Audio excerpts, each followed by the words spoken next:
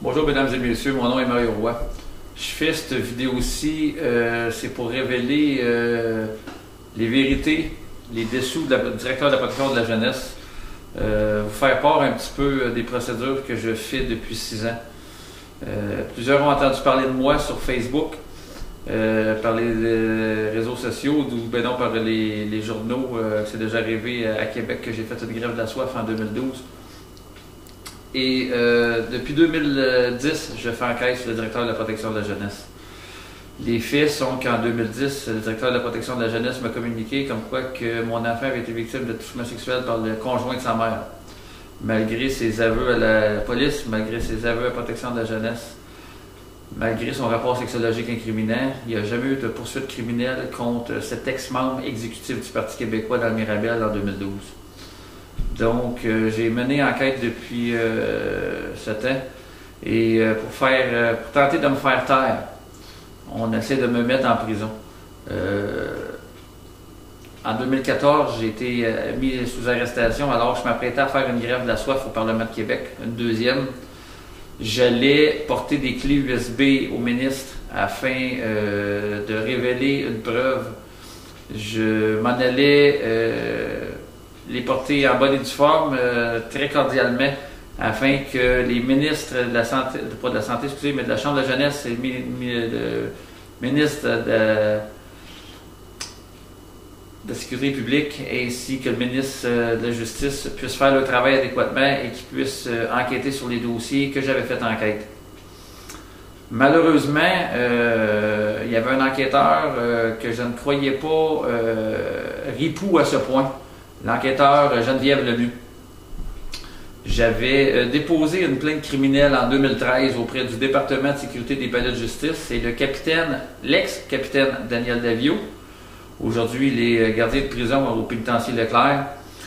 À cette époque, le capitaine Daniel Davio a mandaté Geneviève Lemieux pour effectuer l'enquête criminelle concernant la plainte que j'avais faite, étant donné que j'alléguais, par contre, avec des grosses preuves, que le directeur de la protection de la jeunesse était qu'un réseau d'enlèvement d'enfants, qu'ils opéraient avec l'aide des travailleurs sociaux, l'aide des psychologues, le barreau du Québec, ainsi que divers membres du Conseil de la magistrature. Donc, mes allégations, certains la prenaient au sérieux, d'autres non.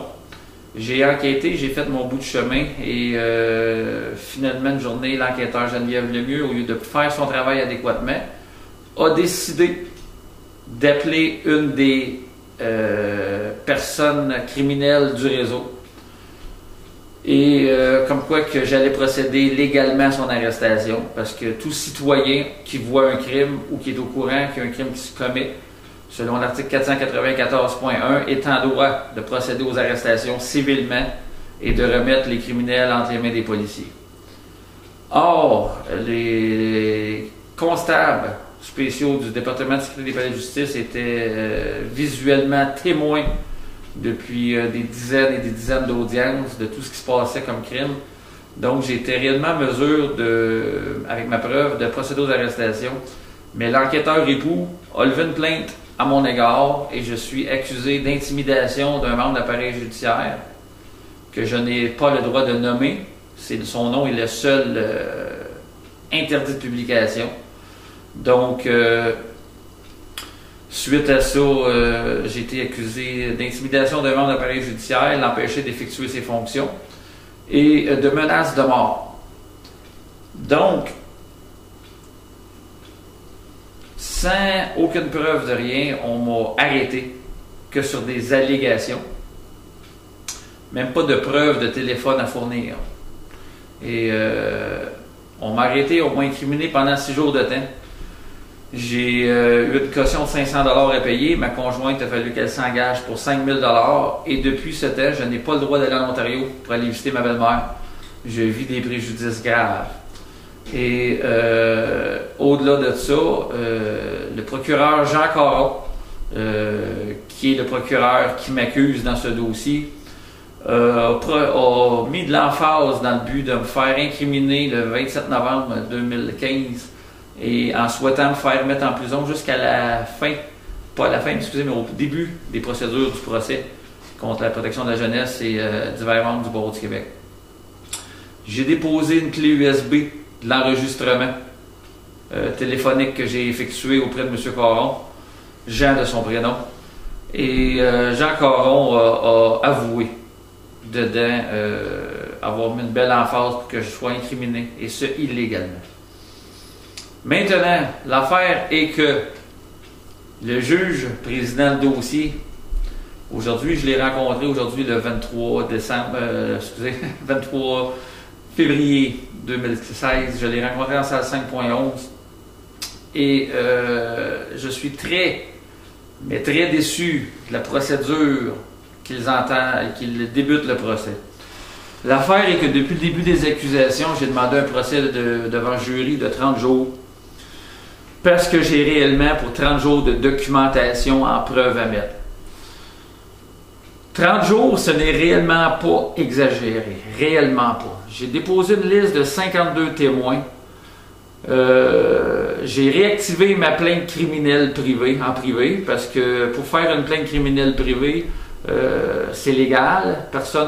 Peu le savent, mais il faut avoir utilisé tous les moyens nécessaires normaux. Autrement dit, si on fait une plainte au corps policier près de chez nous qui s'est refusé, si on fait une plainte à la Sûreté du Québec, c'est refusé. Si on fait une plainte au département de sécurité des palais de justice et c'est refusé, ou à la GRC, qu'on n'a plus de recours pour porter nos accusations criminelles, il reste toujours la plainte criminelle privée.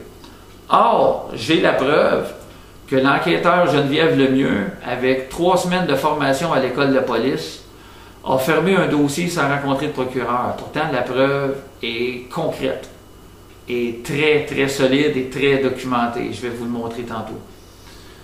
Non seulement elle a bloqué, mais dans l'enquête préliminaire, au début de tout, elle a avoué que depuis qu'elle est à l'emploi, elle touche régulièrement des congés de maternité ou maladie. Bref, après 3 semaines de formation, n'importe quel individu peut s'inscrire comme enquêteur au département de sécurité des palais de justice et bloquer des enquêtes dans le but de laisser se faire des enlèvements d'enfants. Maintenant, quand je dis enlèvement d'enfants, qu'est-ce qu'un enlèvement d'enfants? L'enlèvement d'enfants, c'est enlever un enfant à ses parents, le soustraire à ses droits, le retenir contre son gré et le placer dans un endroit que bien souvent nul ne savent, parce que la protection de la jeunesse est un réseau très bien structuré. Aujourd'hui, le juge en question a refusé qu'on parle de ma plainte criminelle privée. Les accusations dont je suis porté font référence à un appel téléphonique. Or, l'appel téléphonique est causé comment et pourquoi? Quelles raisons qui ont amené à l'appel téléphonique? Quelles raisons ont amené que je connaisse cette personne? Tous savent qu'il y a une histoire en dessous de ça. Je vais vous donner un exemple. Guy Turcotte a tué ses enfants.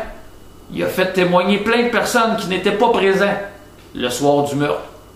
Plein de personnes ont pu témoigner librement et M. Turcotte a pu faire sa preuve avec tous ses dossiers. Bien qu'il l'ait tué.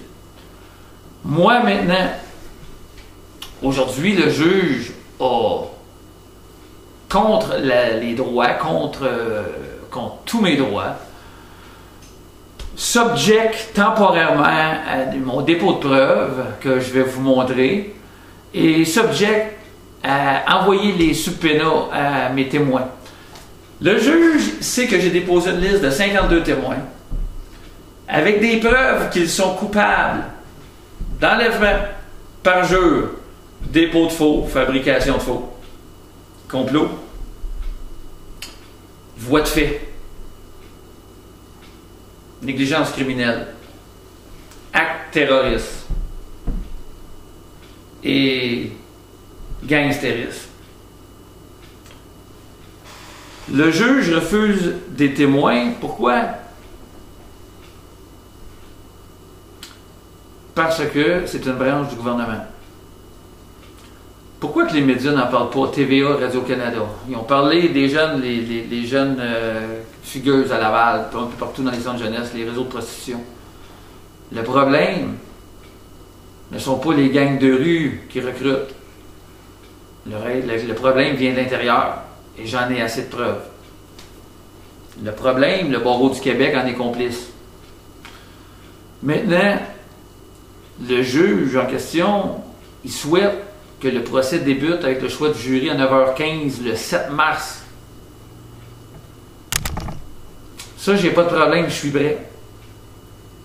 Le problème est qu'il veut débuter le procès à 2h en salle 5.15 sans assigner un seul des 52 témoins et en me disant aujourd'hui que même si j'ai raison sur tout, là n'est pas la question.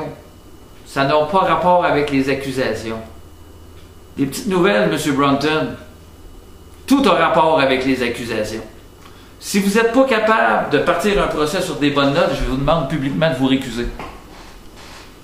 Guy Turcotte a pu faire une preuve avec tous ces témoins qui n'étaient pas présents lors du meurtre.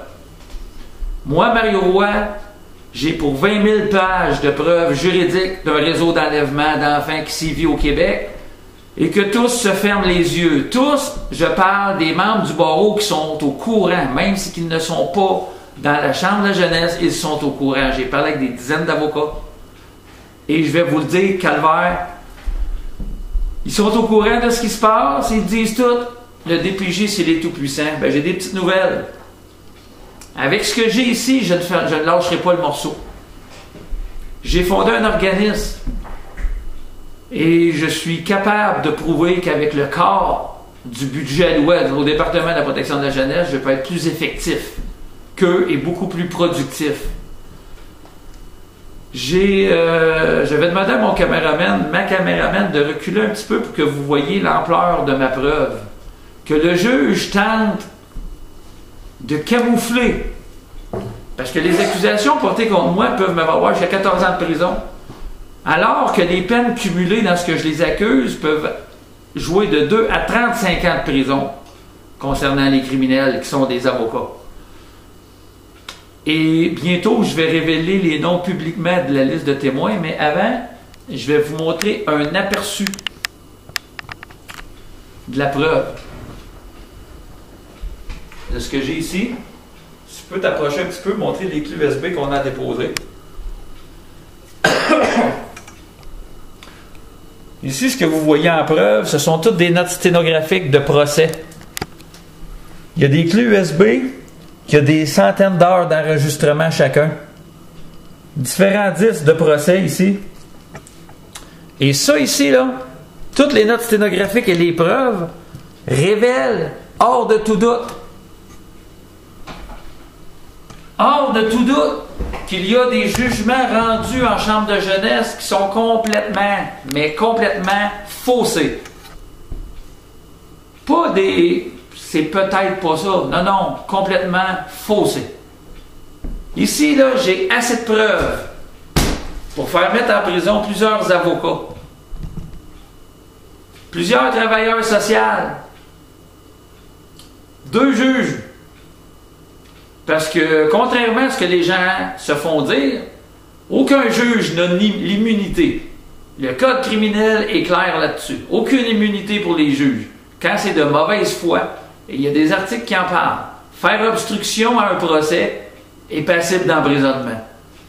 Donc, le 7 mars 2016, en salle 5.15, je vais être présent. Je vais avoir des requêtes de fait.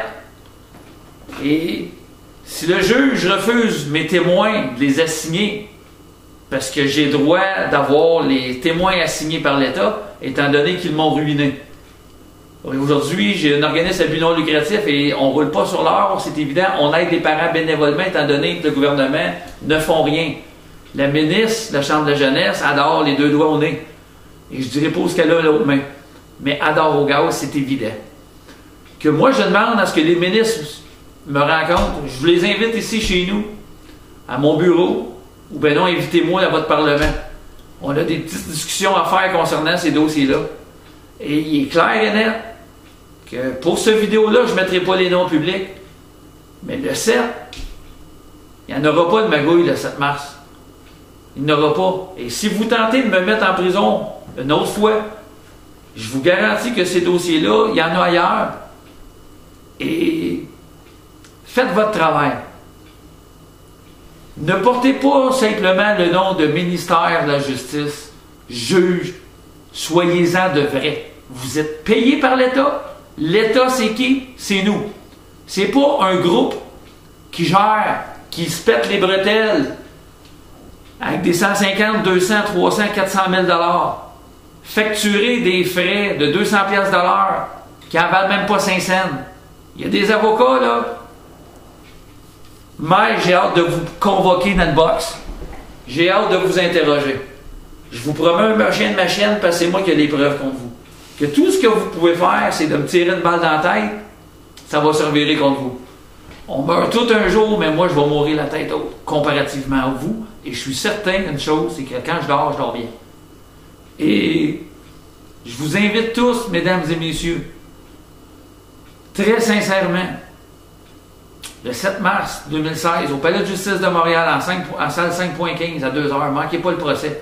Je vous demande de partager cette vidéo-là, qu'elle devienne virale. Et s'ils ont de la misère à trouver le jury, c'est pas de nos affaires. Parce qu'ils disent que ça va être difficile, mais partagez, parce que les médias, là, TVA, Radio-Canada, ils vous font des shows. Des shows. La réalité, là, venez la voir dans les tribunaux. Déplacez-vous, venez voir, venez entendre, il n'y a pas de huis clos. Je vous promets de la vérité concernant la protection de la jeunesse et toutes leurs complices. Bonne soirée.